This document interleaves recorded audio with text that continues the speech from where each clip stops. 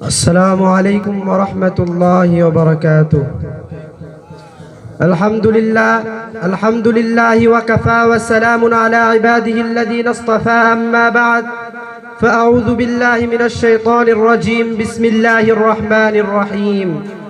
قل هل يستوي الذين يعلمون والذين لا يعلمون. وقال رسول الله صلى الله عليه وسلم طلب العلم فريضة على كل مسلم.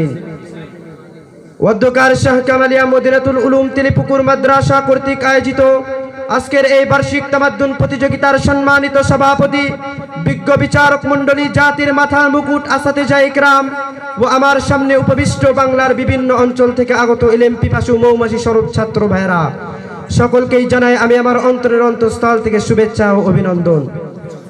সর্বপ্রথম আমরা শুকরিয়া জ্ঞাপন করি সেই ঊর্ধ্ব গগনের মহান স্রষ্টার, যেই স্রষ্টা আসমান জমিন পাহাড় পর্বত নদী নালা চন্দ্র সূর্য এমনকি আমাকে আপনাকে মুসলমান করে সৃষ্টি করে ক্ষান্ত হয় নাই, বরং আশরাফুল মাখলুকাত নামে আখ্যা দিয়েছেন। এই কারণে সর্বপ্রথম তার দরবারে শুকরিয়া জ্ঞাপন করি। সকলে উচ্চ আওয়াজে এক কণ্ঠে বলে আলহামদুলিল্লাহ। বিশ্বের মানবতা মুক্তির দূত রহমতুল লিল আলামিন, যিনি আইয়ামে জাহিলিয়াতের পরিবর্তে স্বর্ণের যুগে রূপান্তরিত করেছেন, এই কারণে তার দরবারে ছোট্ট একটি দরুদ প্রেরণ করে সকলে বলি সাল্লাল্লাহু আলাইহি ওয়াসাল্লাম।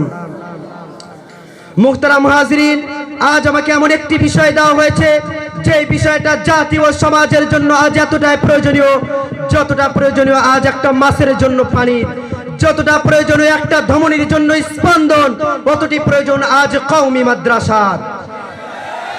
কেননা কওমি মাদ্রাসায় ওই শিক্ষাই দেওয়া হয় যে শিক্ষা নবী করিম সাল্লাল্লাহু আলাইহি ওয়াসাল্লাম মক্কা নগরীর দারুল আরকাম নামক স্থানে দিয়েছিলেন। যেই শিক্ষাকে প্রচার ও প্রসার করার জন্য নবী করিম সাল্লাল্লাহু আলাইহি ওয়াসাল্লাম বেছে নিয়েছিলেন সুফফা নামক আগিনাকে। যেই আগিনা থেকে পরবর্তীতে তাবিন, তাবে তাবিন, আইম্মায়ে মুজতাহিদিন এই উম্মতে মুহাম্মাদিকে রিসালাতের নূর পৌঁছে দেওয়ার জন্য ছড়িয়ে পড়েন। প্রিয় উপস্থিতি, ওই শিক্ষায় আজ বর্তমান কওমি মাদ্রাসায় দেওয়া হয়, জোরে বলেন ঠিক কিনা? তাই তো আল্লাহ পাক তার কালামুল্লাহ শরীফের ভিতরে বলেন কুল হাল ইয়াস্তাউিল্লাযীনা ইয়ালামুনা ওয়াল্লাযীনা লা ইয়ালামুন। যারা জানে এবং যারা জানে না তারা কখনো সমান হতে পারে না। মুহতারাম হাজরিন, তাই বলতে চাই, যদি কওমি মাদ্রাসার অবস্থান পৃথিবীর মানচিত্রের মাঝে না থাকতো, তবে জাতি চিনত না তার প্রভুকে, জাতি চিনত না তার রাসূলকে। সেই আইয়ামে জাহিলিয়াতের মতো হাজার হাজার মূর্তি বানিয়ে পূজা করার পরে তার প্রভুকে ভেঙে ফেলে দিক কিনা? মুহতারাম হাজরিন, তাই জামিউস সগীরের হাদিসের মধ্যে বলা হয়েছে তালাবুল ইলমি ফরিদাতুন আলা কুল্লি মুসলিমিন, মুসলমানের জন্য দ্বীনের ইলম শিক্ষা করা ফরজ। মুহতারাম হাজরিন, আজ যদি পৃথিবীর মানচিত্রের মাঝে কওমি মাদ্রাসার অবস্থান না থাকতো, তবে হয়তো আজ সমাজকে উপহার দেওয়া যেত হেরোডোটাসের মতো বিজ্ঞানীকে, সমাজকে হয়তো আজ উপহার দেওয়া যেত জি মার্কিনের মতো বিজ্ঞানীকে, কিন্তু দেওয়া যেত না যুগ সংস্কারক বিশিষ্ট ওলি শাহ আশরাফ আলী থানভী নব্বরাল্লাহু মারকাদার মতো ব্যক্তিত্বকে।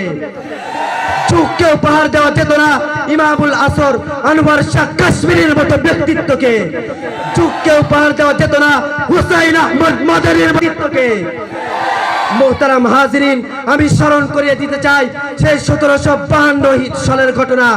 সেই সালে মুসলমানদেরকে তাদেরকে অবরুদ্ধ করে তাদেরকে জিনজিরার মধ্যে আটক করে রাখা হয়।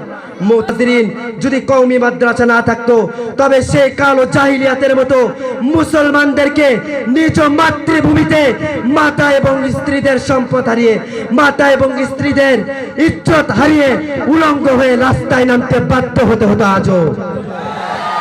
মুহতারাম হাজরিন, তাই বলতে চাই, উদারত আহ্বান, আজ বাংলাদেশের প্রতিটি জেলায় জেলায়, প্রতিটি পাড়ায় পাড়ায় কওমি মাদ্রাসা আবশ্যকীয়। মুহতারাম হাজরিন, সময়ের স্বল্পতায় আমি আমার বক্তৃতার এখানে ইতি টানছি। ওয়া আখিরি দাওয়ানা আলহামদুলিল্লাহি রাব্বিল আলামিন।